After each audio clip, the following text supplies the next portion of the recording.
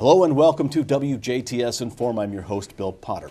Well, in the past there has been a lot of push on vocational, then there was a lot of push on going to a four-year college. Now it seems like we're getting to getting students to understand that you can take a career and technical ed path in high school and then into college. And joining me in the studio is Dr. Alan Johnson. He is the Dean at Vincennes University Jasper Campus. And Dr. Johnson, you know, when I was in school, which was a long time ago, vocational was the word that everybody used. But I guess now those who are looking to do something vocational, there's a different term that is career and technical education. Why the change? The change occurred because technology has changed the way we live, the way we work, and the way we produce products and provide services.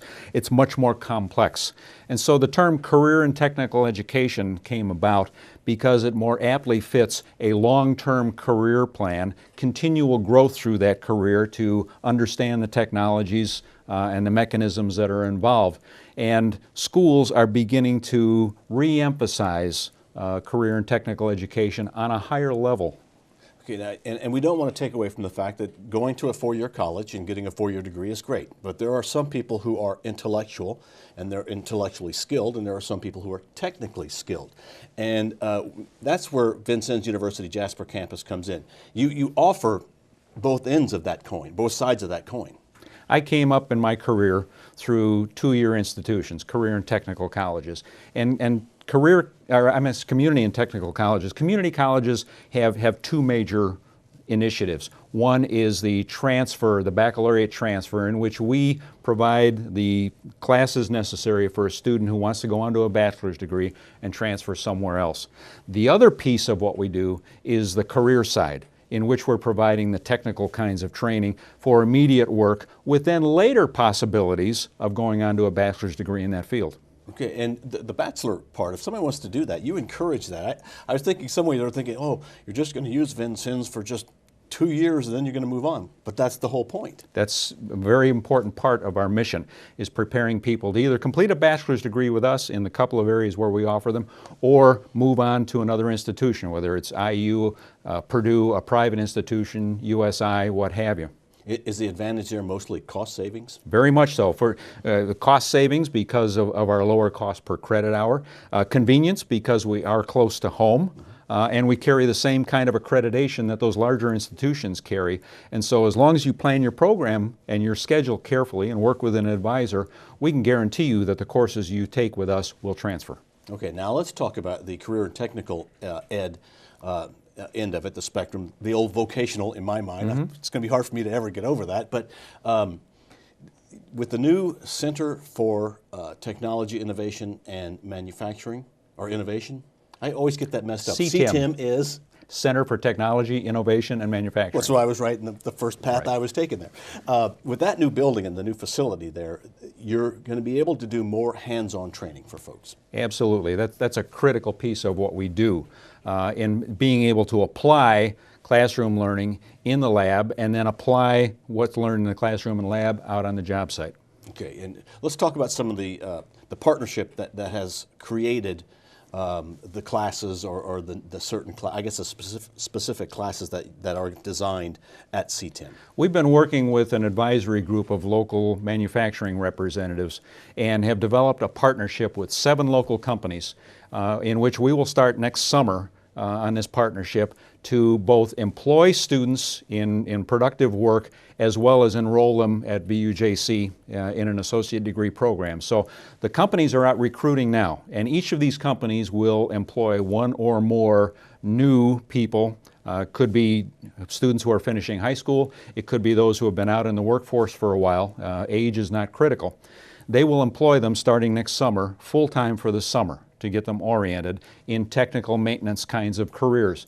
Starting in August next year, in 2014, they will enroll with VUJC, and starting with that start of the fall semester, they will work 2 days a week, Monday and Friday, in the plant, and Tuesday, Wednesday, and Thursday of each week, they'll be full-time students on our campus.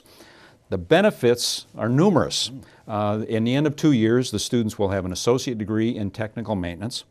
They will have related work training of related work of 2 years on the job, probably a job continuing with that company because the company has been mentoring them and helping support them all along, and they'll probably come out with no debt, which of course is a critical factor anymore because of the rise of student debt in the country. Well, this is terrific because it's really, you're going to somebody like Jasper Engines and saying, what sort of training do you need? And that's what the classes are designed to do. All those companies that we're working with have been tightly involved in selecting the courses that they want in this program. And it includes what we typically call the soft skills in the general education: communication, ability to work on teams, ability to be a problem solver. And so those kinds of things come in. So the students will be taking English communication, they'll be taking speech courses, they'll be taking psychology courses, as well as all part of it. There's a personal finance economics course in there, along with the highly technical skills kinds of courses. And the highly technical skills kinds of courses, you're going to have machines out there that Absolutely. they'll be able to actually touch and work with? We will have state-of-the-art machines that are able to produce items. We've just ordered our first item, which is a laser engraver and cutter, which is extremely high tech. And by using that, not only are the students going to get training, but local companies are coming to us for assistance in determining what kind of equipment they need to apply and to upgrade the skills of their current workers on that. We will be adding some computer numerical control machines, routers and other machines in our large lab. We'll be adding some 3D printers, which is a very hot technology right now. So you're going to have a 3D printer out there, and We be will. able to get you to make me something. We will. That is awesome. Absolutely. That is, and I know that you had a manufacturing day where you had several manufacturers there demonstrating certain things.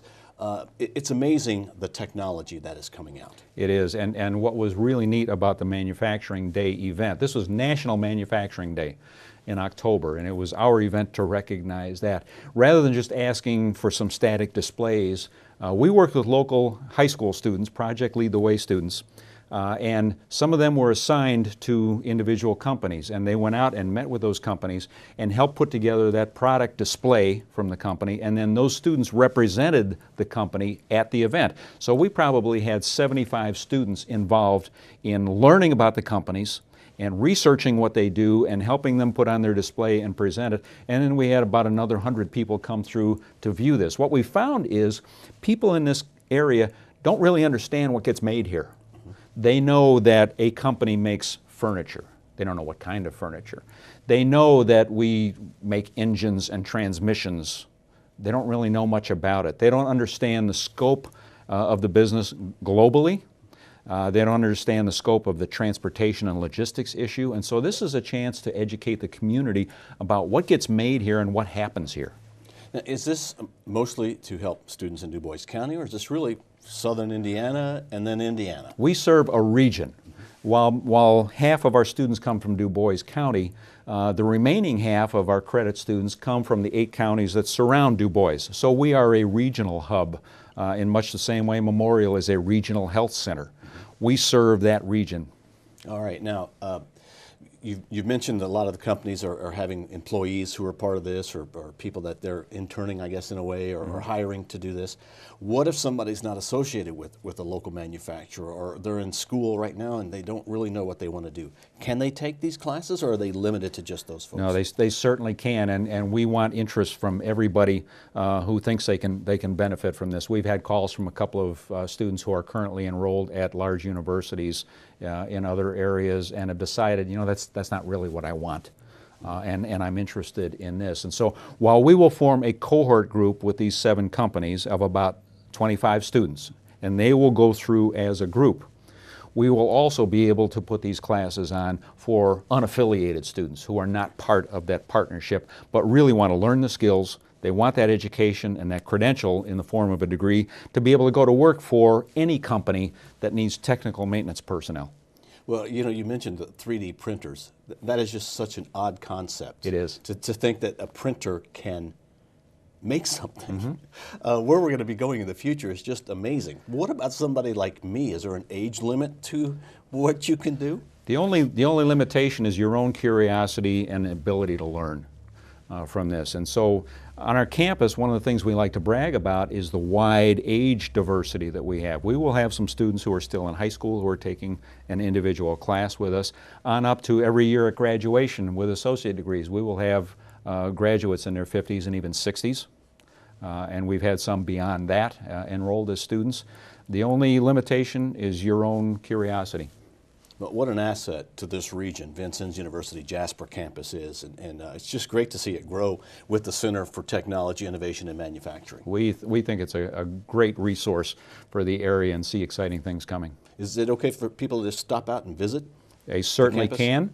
We'd like them to call ahead of time to make sure somebody's going to be there to be able to talk to them, but we love to show the place off, the entire campus. Not just the CTIM building. We've got a high-tech hospital simulation lab. We have computer labs and other things that people really need to see. There are people who live in Du Bois County who have never been on campus, and they are always astounded when they do get in there. Yeah, it's a beautiful place. Doctor, thank you very much for being our guest. Thanks for the invitation. Our guest has been Dr. Alan Johnson. He is the Dean at Vincennes University Jasper Campus. Check him out. You'd be surprised what is offered out there. Thank you for watching WJTS Inform. We are local people watching local people.